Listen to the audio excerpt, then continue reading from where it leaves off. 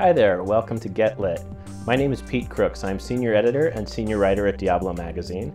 And on Get Lit, we talk to local authors about their writing process, about being published, and about their use of public libraries in their work. Today, we have a special guest, Tamara Monosoff, a Walnut Creek resident, a published author of several books, including the new book, Your $1 Million Dream, and the founder of mominvented.com, a website that helps moms create products and bring them to market. Let's start with your newest book, Your $1 Million Dream. It was published in May of 2010, and well, why don't you tell us a bit about the book? I wrote the book because I spoke to so many different people that have very different backgrounds, and it seemed to me that a lot of people are struggling right now with the economy and are trying to figure out new ways to create work or to find work. And so I wanted to write a resource to really give people a starting point where they could dive into the pages no matter where they are and think about new ways to recreate themselves and put themselves out there so that they can earn an income and create a life that they love. And the book is coming out in 2010 in the midst of a very challenging economy. In fact, McGraw-Hill, your publisher, asked you to speed the book up to get it out earlier because of the economy. That's right. I mean, again, the timing is incredible, and some people say to me, well, you know, is this really the right time to start a new business? And I say yes, because with the economy, if you think about it, there are businesses out there that have laid people off. Well, those companies still have to offer their customers excellent service. So you can take the skills that you know and your experiences and repackage them yourself and create your own business and put yourself out there and serve those customers either directly or offer yourself back as a consultant to the business itself. Another thing that's great about the economy is you can start as a small business and start earning and generating new revenue and create and build your business and get customers, and then position yourself in a way that when the economy starts to turn around, these companies can look at you and snap you up and purchase you as a company. So you need to think about that from the very beginning as you're trying to create your new business. This book is sort of a resource guide. It offers a lot of tools to somebody who needs to maybe start from scratch and reinvent themselves, or maybe has a very specific idea. Your first book was published in 2005, and even 5 years ago, individual entrepreneurs didn't have the kind of tools that they do now in 2010 with social networking and Facebook and Twitter. Can you talk a little bit about your use of those tools and your advice to people recreating their businesses? I'm so glad you brought that up, because the first book, The Mom Inventor's Handbook, is how to take a product to market. And there wasn't the Twitter and the Facebook and all the social media that was going on. And now I can't even express enough how exciting it is to have these tools, these marketing tools, available to you to help build your business. So I use Twitter, and I've done more business on Twitter in the last year than any other way. And it's because it's immediate. You can put yourself out there, you can talk about your projects, you can invite people to be a part of what you're creating, and you can reach out and support other people at the same time, building your network so much more quickly. And so it's really exciting to use these social media tools in a way that it was unimaginable even 5 years ago. So I teach you very specifically how to use them for business. Speaking of looking back just a few years in history, let's go back 15 years, 16 years, because your intention in the mid-90s was not to become a best-selling author of self-startup books. Let's go back to 1996. You were studying, you were going after a doctorate in education, right, at the University of San Francisco? Yes. And then what happened? And then I started volunteering in all my free time for the Clinton administration. And there was a point where President Clinton came to town, and I had been volunteering, and the local San Francisco office said, hey, would you like to help out? President Clinton's going to be here this week. And I said, of course. It was such a phenomenal experience to be in the presence of the president and to be with their incredible staff. I was so impressed with how professional they were, how kind they were. And I had had such a great experience that I handed them my resume when they left, and I said, I wasn't intending to go to Washington. All I said is, next time you're in town, call me because I want to be a part of it. And the next thing I know, about a week later, I had all my books heading up to the university, was late for class, and the telephone rang, and I almost didn't answer it. And I ran back up the stairs and I answered it, and they said, hi, this is the White House. Wanted to know if you'd be interested in coming to work for the First Lady. And I mean, imagine that moment. I just couldn't even believe I was getting this phone call. And then suddenly the doctorate and all my responsibilities came forth, and I said, okay, well, how much time do I have? And they said, we need your answer right now because we would need you on a plane in 2 hours. I didn't even speak to my husband. I tried. I said, I need to call a few people. I'll call you right back. And I couldn't reach him, so I just said, yes, I'm going.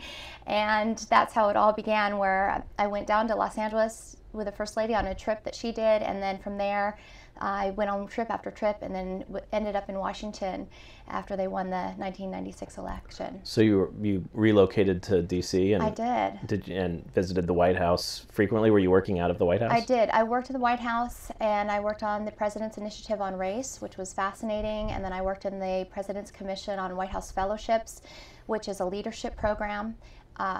Incredible experience meeting with world leaders and exposing other young leaders in our country to the presidents, senators. We even met Evander Holyfield because I saw, he's a leader in his own way. Mm-hmm. And just we spent the night on an aircraft carrier to look at that type of leadership. I mean, it was just a phenomenal experience. It must have been a whirlwind and such an exciting beginning. You pick up the phone and you have to go right now. It's just an amazing story. It was exhilarating. It was one of those choices that really changed the course of my life. So even after the 2000 election, you weren't necessarily thinking, okay, I think the next role after White House professional is best-selling author. No. So where did you move after D.C.? After D.C., it was the Clinton administration was winding down. We'd been there for about 3.5 years. And then my husband had an opportunity to work for a .com in Hong Kong.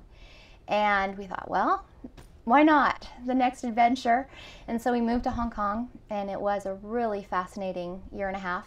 And then I got pregnant and wanted to come home. And so that's how we ended up coming back to the Bay Area. And your husband found a job in Walnut Creek? In Walnut Creek. He found a job in Walnut Creek, and we moved here, and we've been here ever since. I absolutely love it here.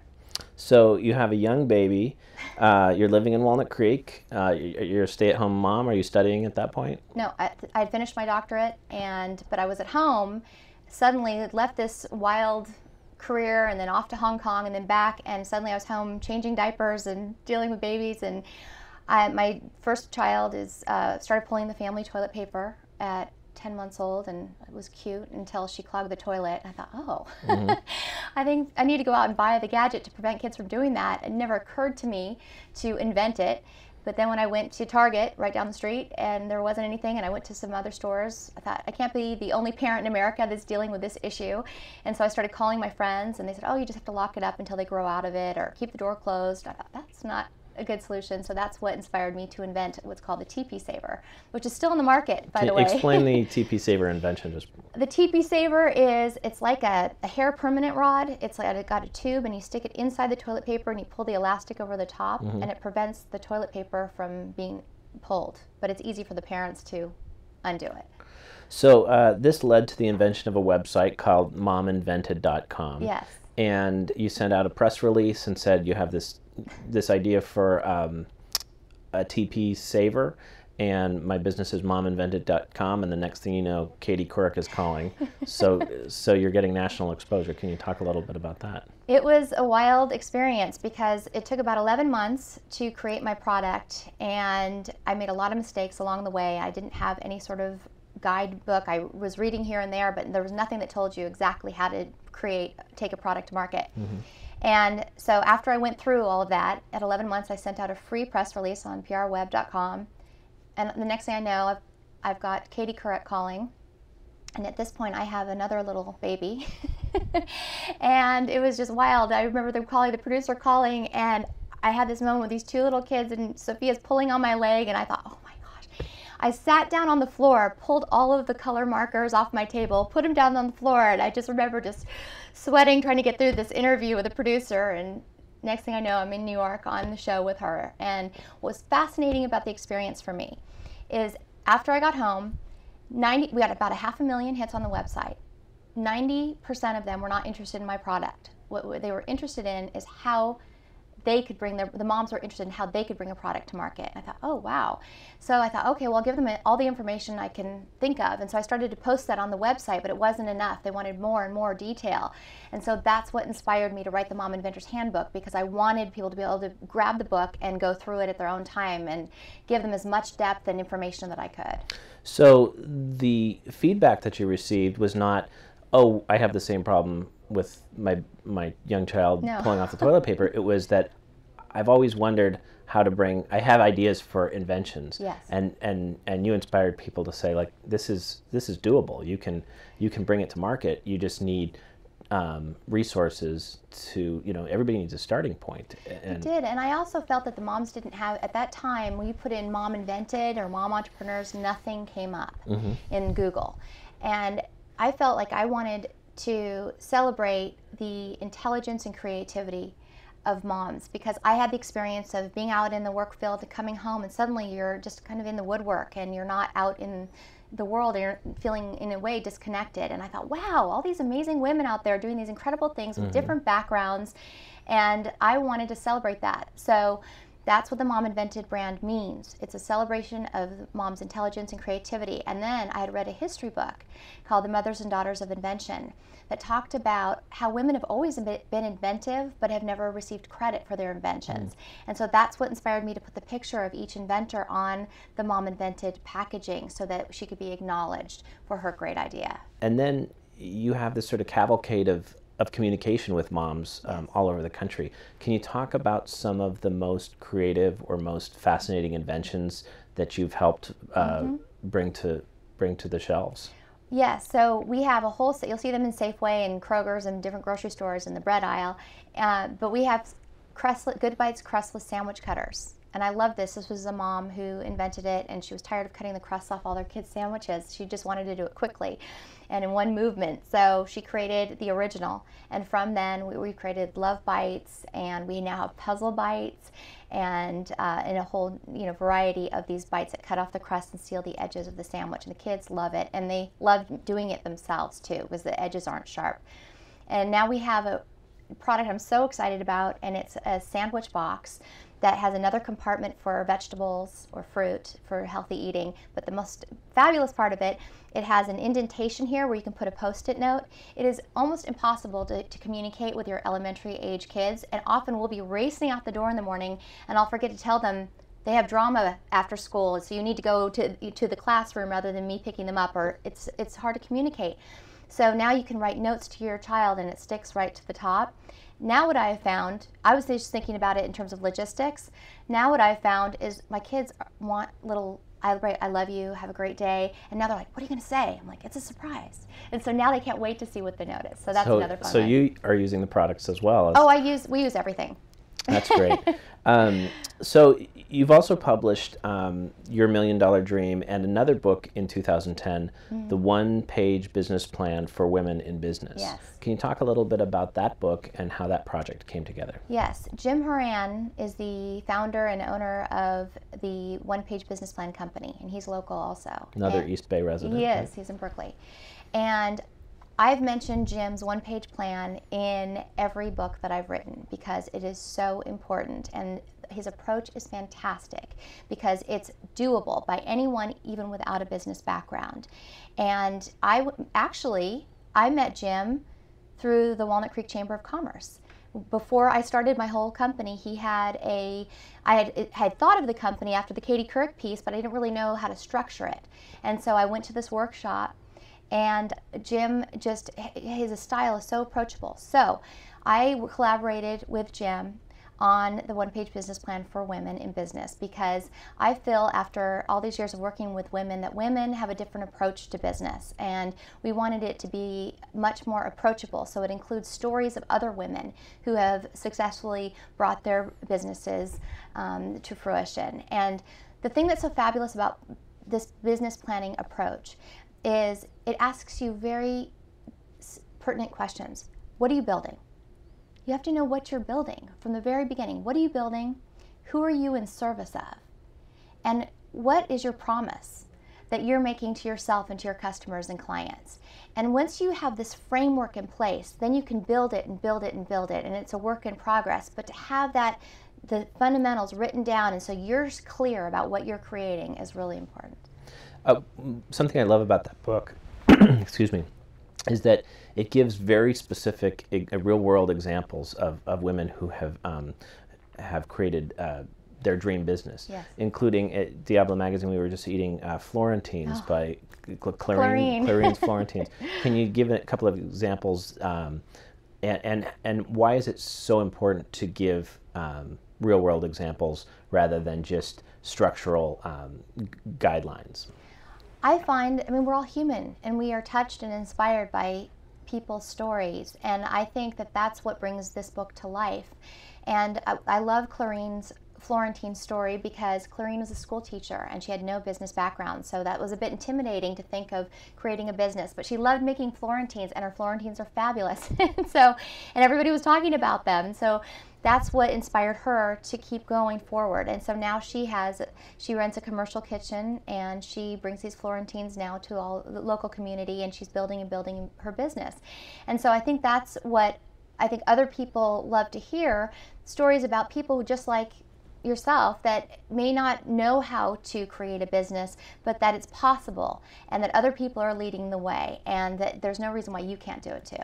I think that sort of proof that your Mom Invented brand is a success is the way the media, the large national media, has responded to it. Not only were you featured on Katie Couric, but Good Morning America did an annual contest to pick the best Mom Invented product, and really built it up, and then announced the winning product on Mother's Day on Good Morning America. Can you talk a little bit about that relationship and what that sort of national exposure brought in sense of brand recognition to the Mom Invented brand?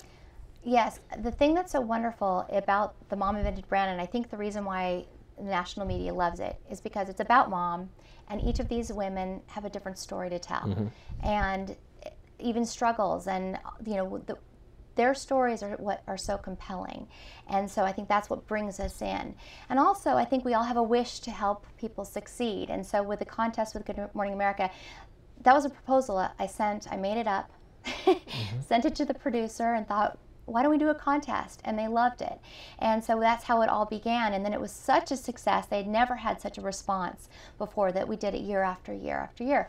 And I think it's true. I think that there's so many people out there that want to see their products on store shelves. They want to have that experience. And so it's a feel-good experience, and I think that's what the media really ties into.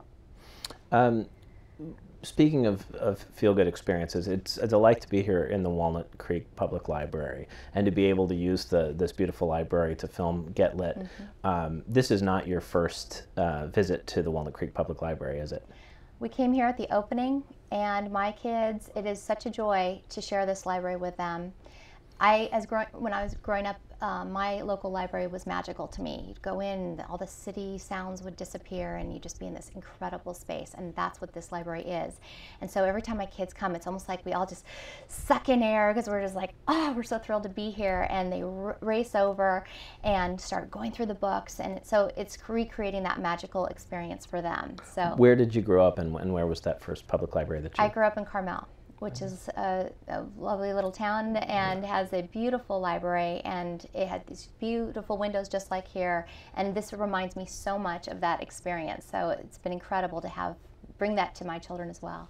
And you were saying that this new library, beyond the resources of children's books and a reading area, what are some of the appealing useful elements of the Walnut Creek Public Library for business opportunities? I love their little rooms, their little hideaway rooms that you can use to collaborate, to interview people.